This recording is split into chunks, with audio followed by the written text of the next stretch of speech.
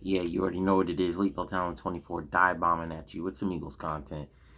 Um, Man, I'm still pissed. I'm still pissed. I know we're much better than this. We expected to be better than this. It's just the way everything shook out since week one.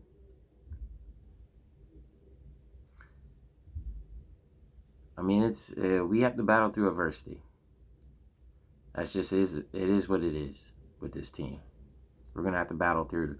And I've been hearing things on ESPN about how the players they don't want to play for Carson Wentz. I even see some fans talking about Nick Foles, and these guys want to catch balls for Nick Foles, but don't want to catch balls for Carson Wentz because they don't like him. I'm like, what kind of bullshit is that? Like, really?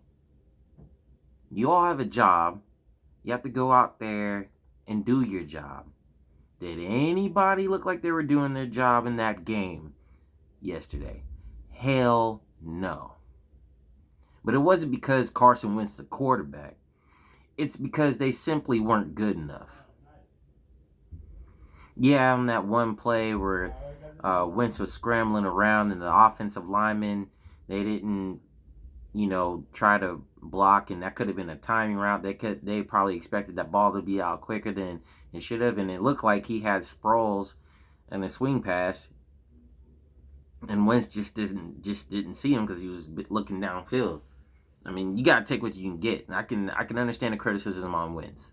If there's any criticism, it's that, and also him not being accurate. That's the only criticism Carson Wentz gets. Everything else was either fumbles or drop passes as far as offensively. So there is no way in hell you can blame Wentz for anything that happened in the Lions game other than accuracy issues. Yeah, he could have led Miles Sanders a little bit more and try to get a touchdown. It would have been a touchdown. Yada yada yada. But at the end of the day, we had an opportunity to win, and not only did we make bonehead mistakes at the end of the game, not only were there bad calls or no calls in the game, but we continue to shoot ourselves in the foot. I don't understand. You got Matt Collins talking about, he basically doesn't want to be a wide receiver.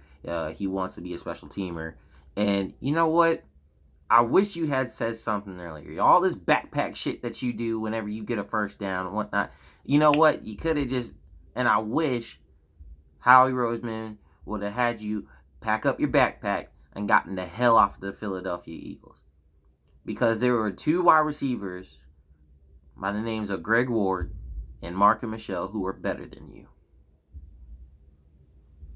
But because they don't do well in special teams, that's why you got the freaking job.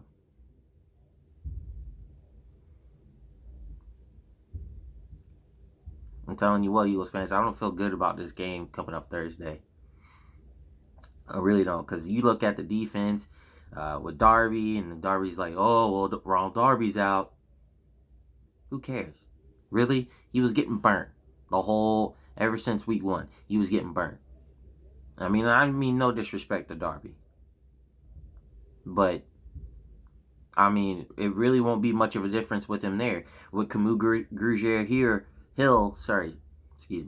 Grugier-Hill coming back, it really won't make that much of a difference.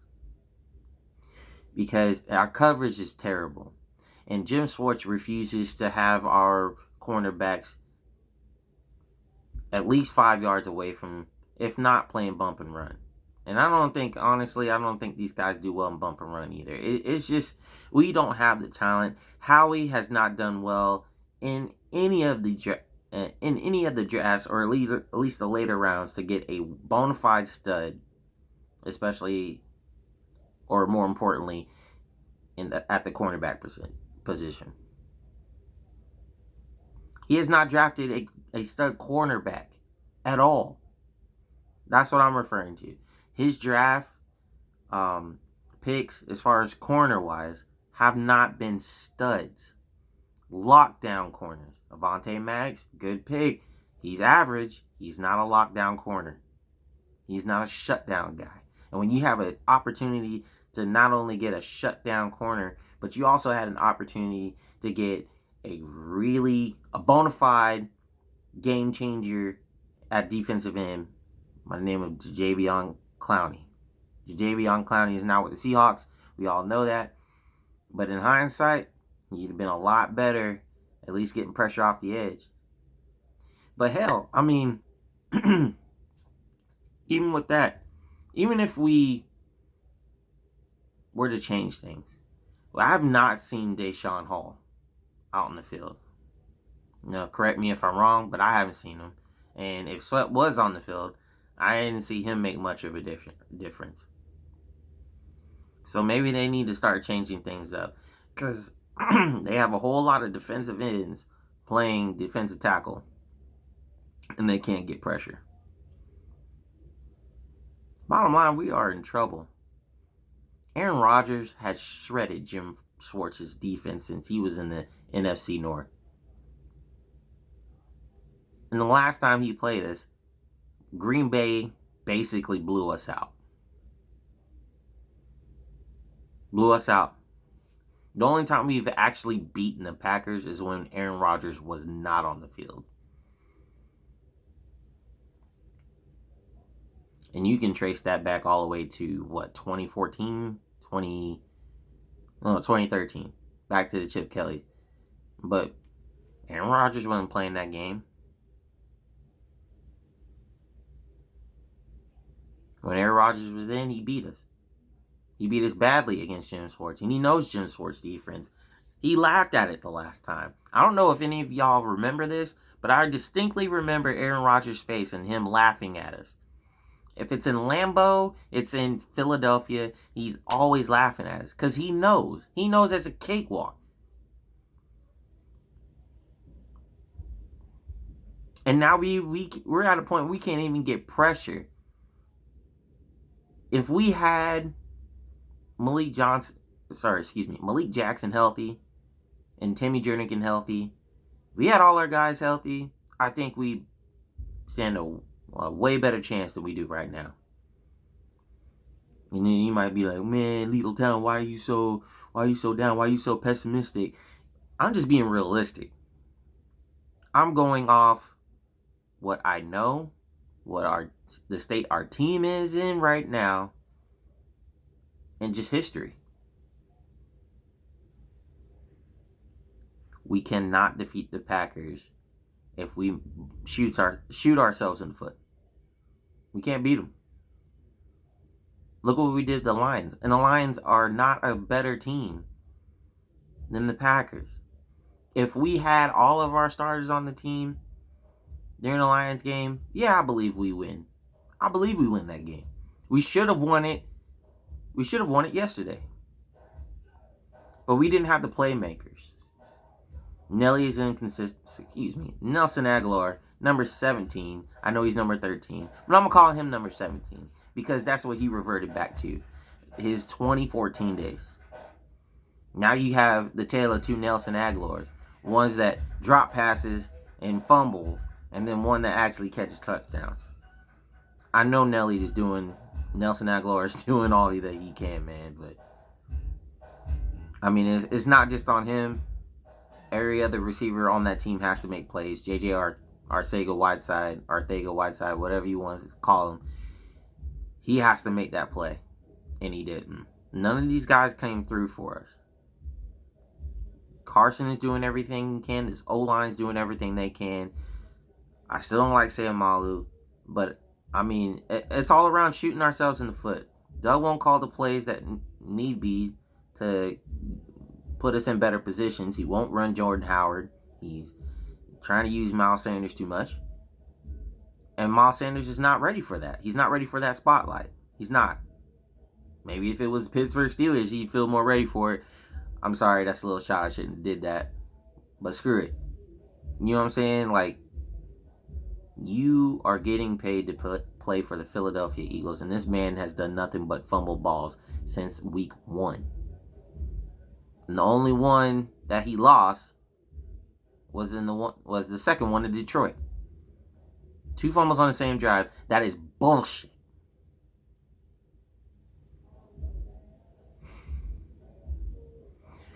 Like I said in the last video, we gotta come out swinging. Everything has to be perfect in order for us to win. Because if we don't do that, if we continue to shoot ourselves in the foot, if we start off slow, all these factors that have been happening to us even since week 1, if this continues to happen, we are going to be 1-3, and you can bet that. We gotta shape up.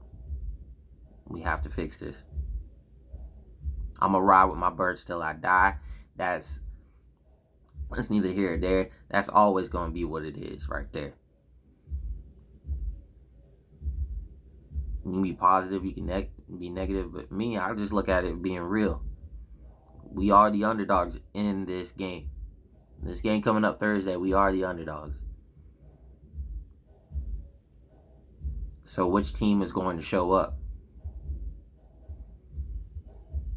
Is Alshon Jeffrey going to play? We know Deshaun Jackson is going to be out for at least another 2 games.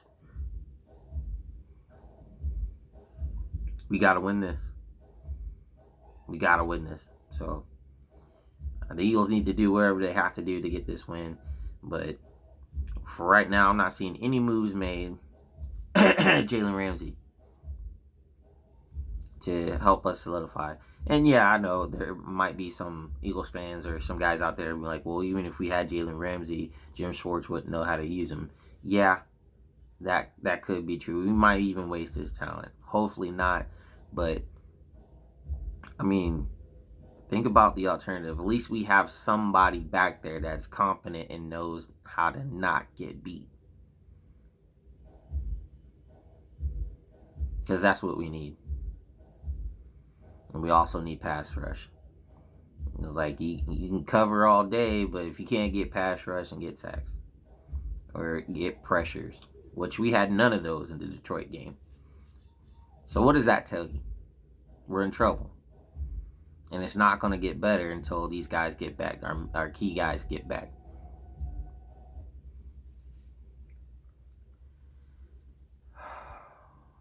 Hang in there, Eagles fans. Hang in there. We gonna do something, man. We just gotta come out the gate doing what we know how to do. We gotta get back to what we know how to do. But it's gonna be rough. Because right now we're looking at a wild card. We're looking at fighting for a wild card right now. Dallas is ahead, and it doesn't look like they're gonna be slowing down anytime soon. I feel more comfortable if Drew Brees was playing with the Saints, but not with Teddy Bridgewater on that. Even if how they beat the Seahawks, I still think Dallas has got the edge. So I mean, they could be looking at 4-0 while we're looking at 1-3. That's going to be really hard to fight out of. Anyway, that's all I had to say on the subject. Let me know what you guys think in the comments below.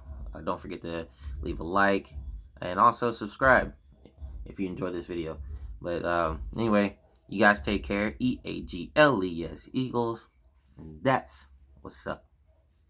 Take care.